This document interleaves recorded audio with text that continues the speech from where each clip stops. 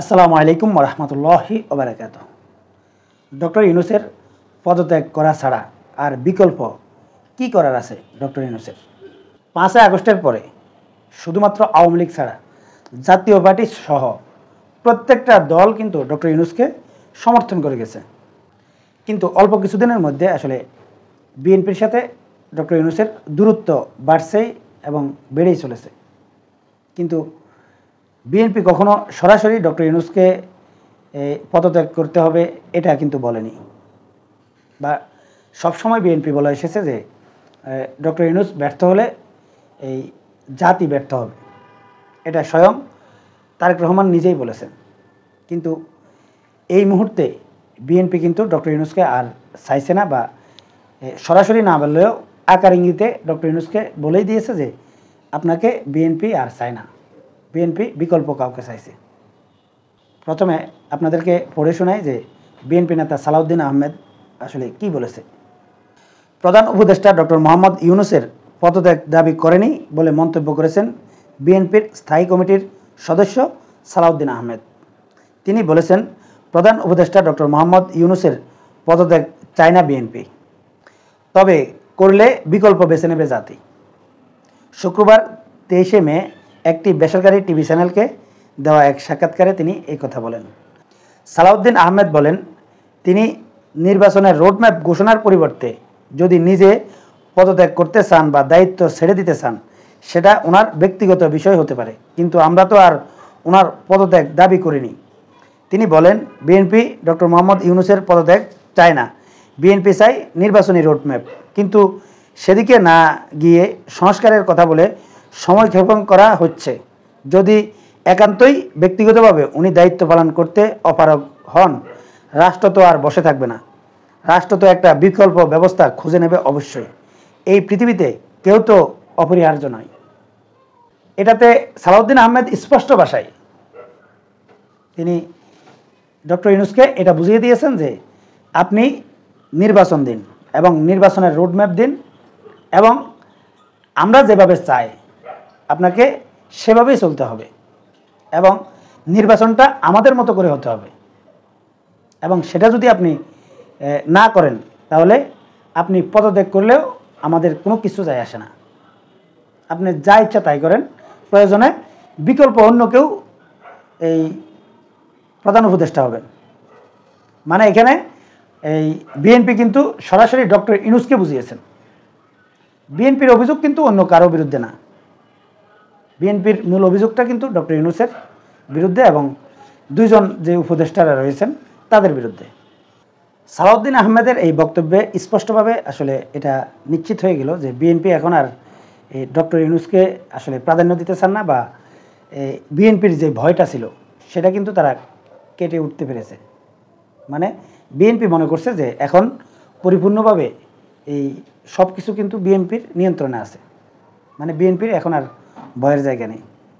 কিন্তু আমি যেটা মনে করি সেটা হচ্ছে, বিএনপি কি সত্যি সত্যি এই নির্বাচন দিলে এবং এই জেনারেল ওয়াকার যদি আসলে রিফাইন্ড আওয়ামী লীগের যেই ব্যাখ্যাটা সামনে আনতেছে, বা রিফাইন্ড আওয়ামী লীগকে যদি আসলে মাঠে রেখে আগামী নির্বাচন যদি সত্যিকার অর্থে সুষ্ঠু এবং নিরপেক্ষ যদি করে, তাহলে কি সত্যি বিএনপি ক্ষমতায় আসতে পারবে বলে মনে করে বিএনপি?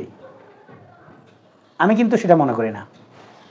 আমি আপনাদেরকে নিশ্চিতভাবে বলতে পারি যে আমার সিক্স সেন্স যেটা বলে যে বর্তমানে যদি আওয়ামী লীগ, বিএনপি এবং ইসলামিক দলগুলো যদি জোটবদ্ধ হয়ে যদি নির্বাচন করে এবং নির্বাচন যদি সত্যিকার অর্থে নিরপেক্ষ দৃষ্টিতে করে, হয় আওয়ামী লীগ এককভাবে ক্ষমতায় যাবে, আর না হয় আওয়ামী লীগ, বিএনপি এবং এই ইসলামিক দলগুলো, তিনটা দল এককভাবে কেউ সরকার গঠন করতে পারবে না। মানে এই এককভাবে সরকার গঠন করার মতো আসলে কোনো দলে আসলে সংখ্যাগরিষ্ঠতা পাবে না। এটাই মূল বাস্তবতা। এটার অনেকগুলো প্রমাণ আমি পূর্বের ভিডিওতে আমি আপনাদেরকে বলেছি যে কেন আসলে এটা হবে।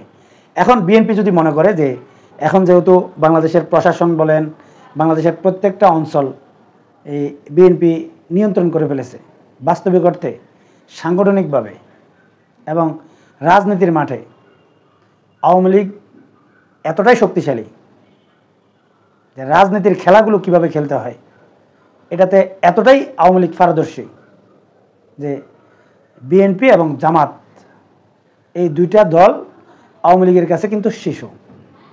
যদি আওয়ামী লীগ আগামী নির্বাচনে যদি অংশগ্রহণ করতে পারে এবং নির্বাচনের তফসিল ঘোষণার পর যদি আওয়ামী লীগের কোনো নেতাকর্মীর বিরুদ্ধে যদি অ্যাকশন না দেখায় বা তাদেরকে যদি অ্যারেস্ট না করে এবং স্বাভাবিকভাবে যদি তারা নির্বাচন করতে পারে, এই আওয়ামী লীগ বিএনপি এবং জামাতকে একে অন্যের বিরুদ্ধে লাগিয়ে দিয়ে তারা কিন্তু রাজনীতির ফায়দা হাসিল করে নেবে। হয়তো আমার এই কথাগুলো শুনে বিএনপির অনেক নেতাকর্মী আসলে এই হয়তো বলবেন যে আমার মাথা ঠিক আছে কিনা। বাস্তবিক অর্থে আওয়ামী লীগ বর্তমান সময়েও বিএনপি এবং জামাতের চাইতে রাজনৈতিকভাবে বা রাজনীতির মাঠে এখনও অনেক শক্তিশালী। এই রাষ্ট্রের যতগুলো মেকানিজম রয়েছে এই প্রত্যেকটা মেকানিজমে এখনও আওয়ামী লীগ অনেক শক্তিশালী। এমনকি বিএনপি এবং জামাত যদি এখনও আলাদা নির্বাচন করে এবং আওয়ামী লীগকে যদি আসলে শুধুমাত্র নির্বাচন করার সুযোগ দেয়, তারা খুব বেশি সময় লাগবে না সংঘবদ্ধ হয়ে আবারও তারা এই ক্ষমতায় যাওয়ার জন্য নির্বাচনের মাঠে নামতে পারবে। আওয়ামী লীগ আসলে রাজনীতির মাঠে কতটা দূরদর্শী এবং এই বিগত সময়গুলোর আওয়ামী লীগের রাজনীতির প্রেক্ষাপটগুলো আমি আপনাদেরকে পরবর্তী ভিডিওতে আসলে বিস্তারিতভাবে বলার চেষ্টা করব। আপনারা যদি আমার সেই ভিডিওটা দেখেন, আশা করি আপনারা প্রত্যেকে আমার সাথে একমত হবেন। যেই দলে করেন না কেন, আপনাদেরকে আমি একদম সূক্ষ্মভাবে বুঝিয়ে দেওয়ার চেষ্টা করব যে আওয়ামী লীগ এখনও রাজনীতির মাঠে কতটা শক্তিশালী অবস্থানে রয়েছে।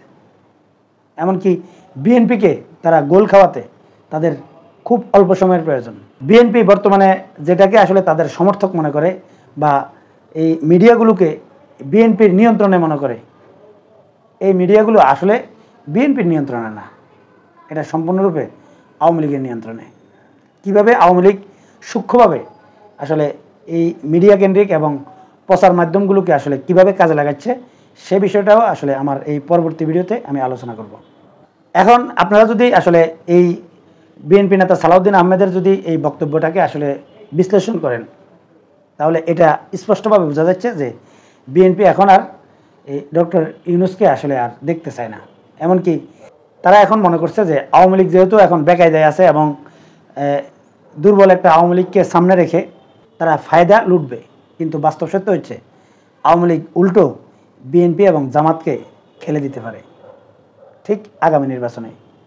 আপনারা প্রত্যেকে আমার এই কথাগুলো আসলে মিলিয়ে নিতে পারবেন যদি আগামী নির্বাচনে শেষ পর্যন্ত আওয়ামী লীগ যদি নির্বাচনের মাঠে থাকে। সম্মানিত দর্শক, এখনকার মতো এই পর্যন্তই। আল্লাহ হাফেজ।